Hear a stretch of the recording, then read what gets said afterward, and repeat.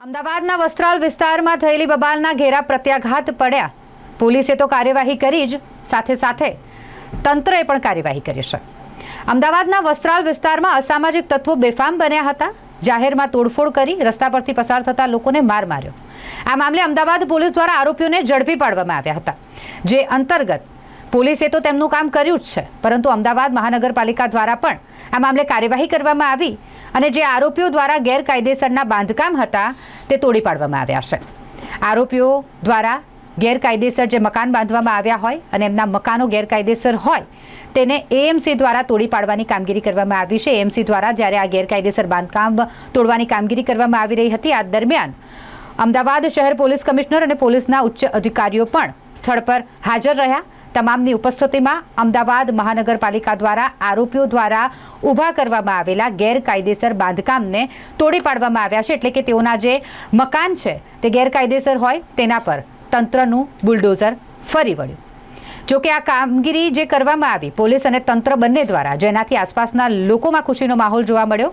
આસપાસ રહેતા લોકોનું પણ એ જ કહેવું હતું કે આ સામાજિક તત્વો દ્વારા તેમને પણ હેરાનગતિ કરવામાં આવતી હતી. રામોલ વિસ્તારના જે વસ્ત્રાલ એરિયા છે એમાં એક પંકજ ભાવસાર અને એના માણસોએ અમુક ત્યાં જાહેર રોડ ઉપર તોડફોડ કરી છે. આજે પંકજ ભાવસાર છે હમણાં જ પાસામાં એનો પાસામાં જઈ આવ્યો છે અને સામેવાળા જે સંગ્રામ છે એ પણ પાસામાં જઈ આવ્યા છે. એ લોકોએ જાહેરમાં જે બળા એ ફેલાવવાની કોશિશ કરી છે એની અમે બહુ ગંભીર નોંધ લીધી છે અને પોલીસ ખૂબ જ કડક કાર્યવાહી એમાં કરી રહી છે. અત્યાર સુધી 14 આરોપીઓ આપણે પકડી લીધા છે. એમાં એક જુવેનાઇલ છે અને 13 બીજા આરોપીઓ છે. 13 આરોપીઓ છે અત્યારે 4 દિવસની રિમાન્ડ ઉપર છે અને એ લોકોએ જે ગેરકાયદેસર જે અહીંયા જે બાંધકામ કર્યા છે એ કોર્પોરેશન એને ડિમોલિશ પણ કરી રહી છે અને આપણે પોલીસ બંદોબસ્ત આ અંગે આપેલા છે. અને હું કહેવા માંગુ છું કે જે આ રીતેના જે શરારતી તત્વો કંઈ આ રીતે કૃત્ય કરશે, જો જાહેર રોડ ઉપર અને આ રીતેના જે ભય ફેલાવશે, પોલીસ એને બહુ કડક રીતે એ લોકો વિરુદ્ધ કાર્યવાહી કરશે.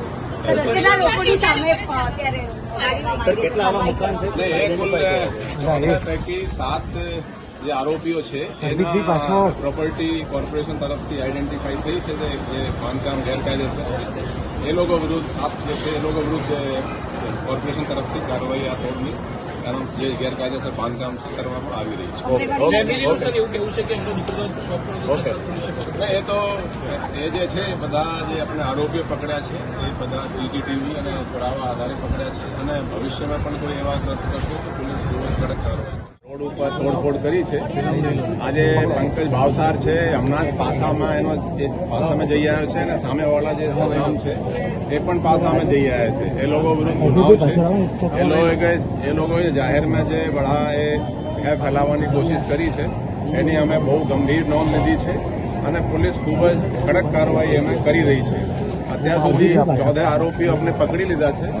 એમાં એક જુવેનાઇલ છે અને 13 બીજા આરોપીઓ છે. 13 આરોપીઓ છે અત્યારે 4 દિવસની રિમાન્ડ ઉપર છે અને એ લોકોએ જે ગેરકાયદેસર જે અહીંયા જે બાંધકામ કર્યા છે એ કોર્પોરેશન એને ડિમોલિશ પણ કરી રહી છે અને આપણે પોલીસ બંદોબસ્ત આ અંગે આપેલા છે. અને હું કહેવા માંગુ છું કે જે આ રીતેના જે શરારતી તત્વો જે કંઈ આ રીતે કૃત્ય કરશે, જો જાહેર રોડ ઉપર અને આ રીતેના જે ભય ફેલાવશે, પોલીસ એને બહુ કડક રીતે એ લોકો વિરુદ્ધ કાર્યવાહી કરશે. એ કુલ 14 પૈકી 7 જે આરોપીઓ છે એના પ્રોપર્ટી કોર્પોરેશન તરફથી આઈડેન્ટિફાઈ થઈ છે જે બાંધકામ ગેરકાયદેસર છે. એ લોકો વિરુદ્ધ 7 જે છે એ લોકો વિરુદ્ધ કોર્પોરેશન તરફથી કાર્યવાહી આ તોડની એમાં જે ગેરકાયદેસર બાંધકામ છે કરવામાં આવી રહી છે. એ તો એ જે છે બધા જે આપણે આરોપીઓ પકડ્યા છે એ બધા સીસીટીવી અને પુરાવા આધારે પકડ્યા છે અને ભવિષ્યમાં પણ કોઈ એવા કૃત્ય કરશે તો પોલીસ ખૂબ જ કડક કાર્યવાહી કરશે.